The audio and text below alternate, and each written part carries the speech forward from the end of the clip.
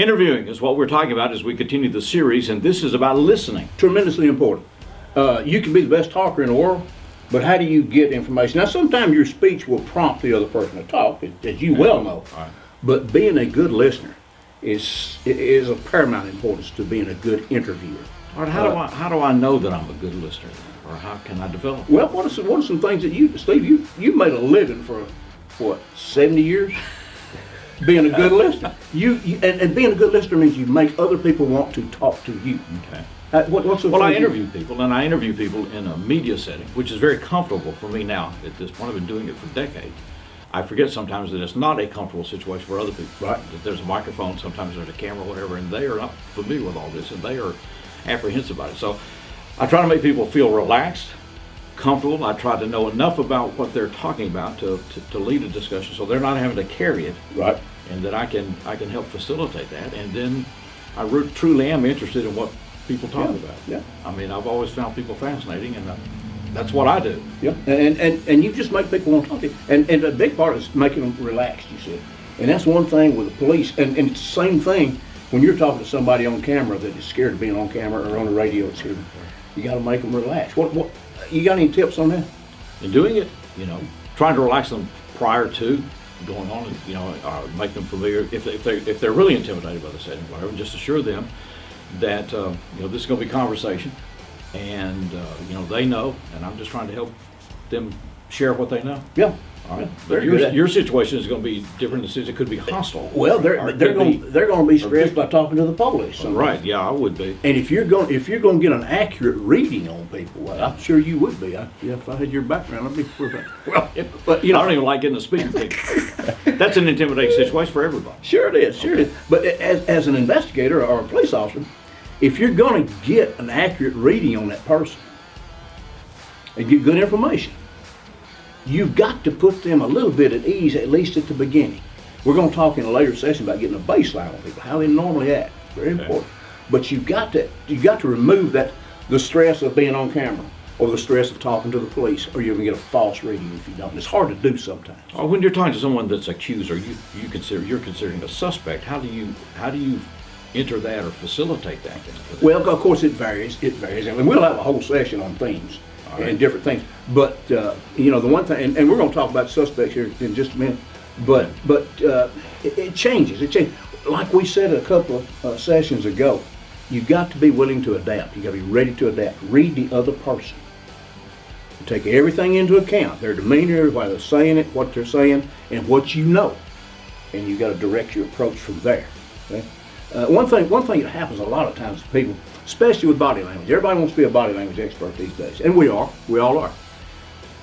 But we get hung up on one thing. I left an interview one time on a cold case homicide, and the person interviewing with me said, "Did you see her eyes?" I said, "Yes, I saw her eyes."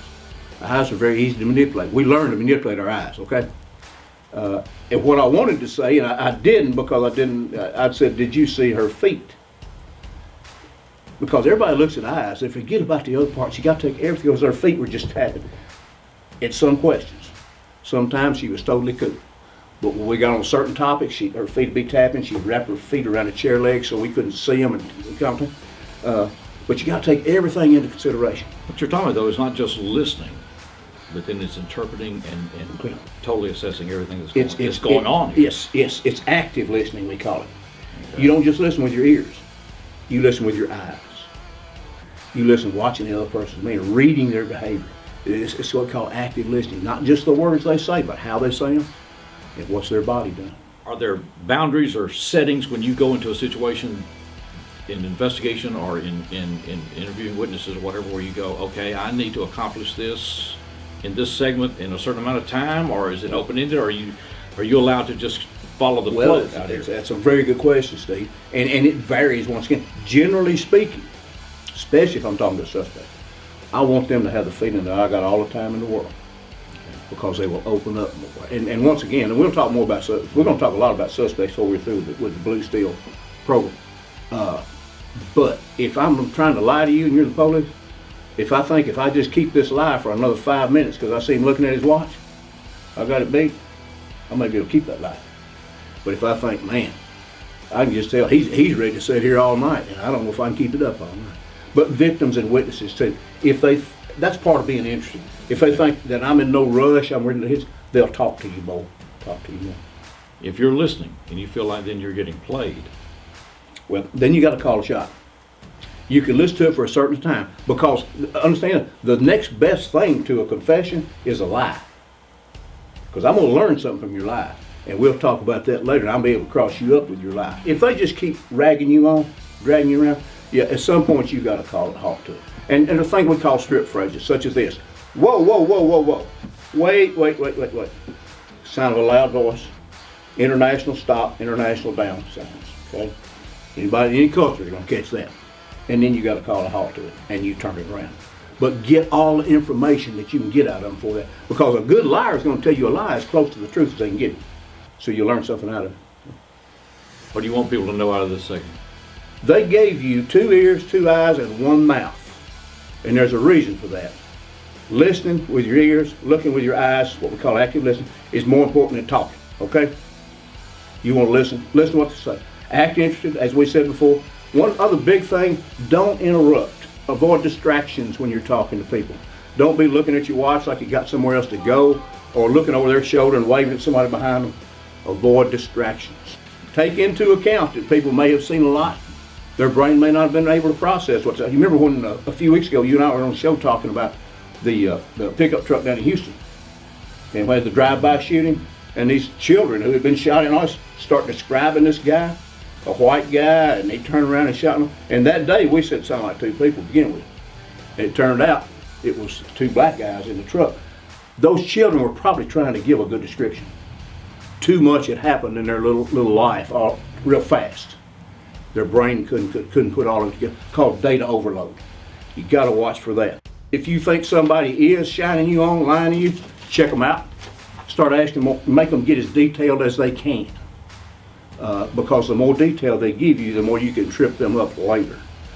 I know one case, we had a murder one time in Hardeman County, and everybody sided up, and one bunch said that the guy that got killed had a knife. That's where you know the guy had to kill him. And he made a big deal saying, I recognize that knife, I can't sleep at night because I see that knife. We asked him to step out. And we started pulling knives out of drawers because we'd taken a lot of knives off people going to get locked up. And then the chief deputy who was sitting there with him put his knife in the knife lineup. Guess which one the guy picked? The chief deputy's knife. So, you know, we knew exactly that he was lying about that. So, you know, check them out. Okay. You talked about not interrupting people. If something comes up that you want to pursue or that triggers something for you, can you break into that conversation? Well, what I'll do, and I think this is important, you can come back and ask it later. Okay. Yeah, come back and ask it later. That would be my suggestion, because you know, if you break that train of thought or whatever, you may not get back to that point. It'd be tough to get back to that point. Yeah, I like to let them talk.